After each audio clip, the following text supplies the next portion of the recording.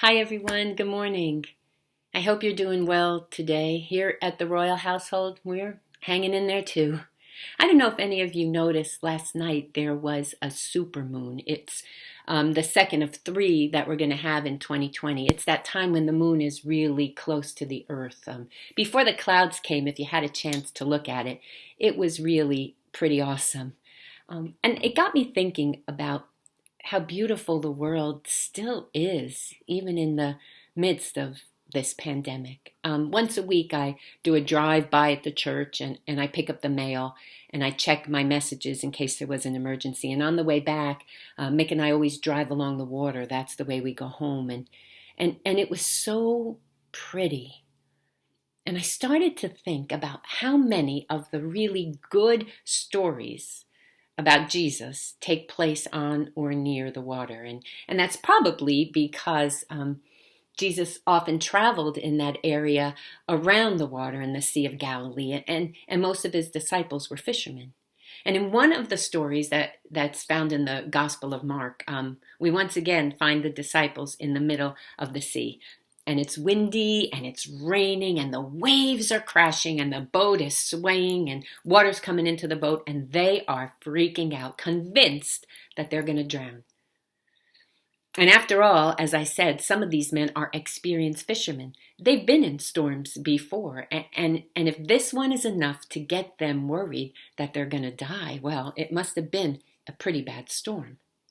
And they're at the point where every able-bodied person is bailing out the water that's quickly filling the boat.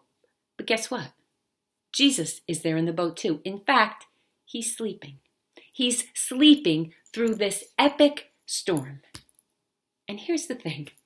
These disciples have seen Jesus do some amazing things. They saw him miraculously feed thousands on some skimpy lunch of bread and fish.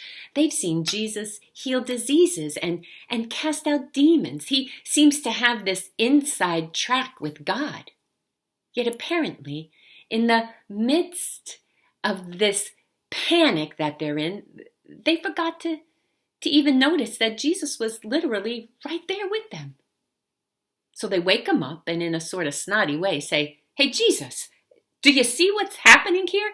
Don't you care? We're drowning." And when you read this story in Mark's gospel, he makes the disciples' words to Jesus raw and emotional. We can see their irritation with him. And I was thinking, how many times have we felt like that? Well, all right, at least how many times have I felt like that? See, I can easily freak out because I'm terrified the worst case scenario is going to happen. And truthfully, I too have asked those same questions of Jesus. Lord, do you see what's happening here? Do you care? And I used to think that was bad because, heck, I'm a Christian and on top of that, a minister. But then I realized that it's okay to ask that because Jesus knows the fears we have. He knows the terrors of this world.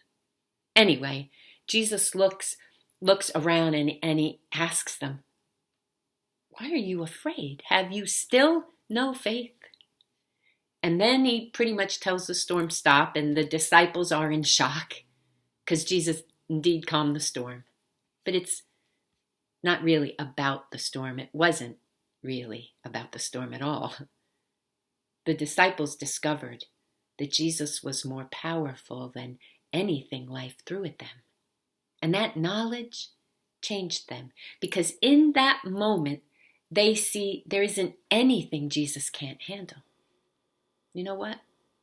There still isn't anything Jesus can't handle and see us through either, including this pandemic. And I have discovered that when my faith is weak and I'm on the verge of panic, all I have to do is call out to Jesus, literally call out to Jesus, even if I do it in a bit of a snotty way too. And he comes through. He always comes through. Now, sometimes I only see it in hindsight. Sometimes it's not how I expected or even wanted. But sometimes it's better than I could have imagined. Here's the thing. It may seem for the moment like Jesus is sleeping and that he doesn't care. Maybe it feels like you're alone in your crisis, your worry, your fear, even your isolation. For the moment, it may feel that way. And truth is, Jesus may not always calm the storm around you. Actually, he makes it pretty clear that we'll have to go through some nasty ones. But rest assured, when those waves come so hard and so close that you feel like you can't breathe and you're going to drown, remember the story and find the hope. Find the hope. So today, if you find yourself discouraged by the ever-changing news on the coronavirus, or overwhelmed by financial difficulty, depressed by the isolation, or just struggling with life in general right now, no, you're not alone. We're all in the same boat right now. We're all trying to navigate through strange, uncharted waters. We're all trying to adjust to this abnormal normal, and some of us are doing great, and some of us aren't.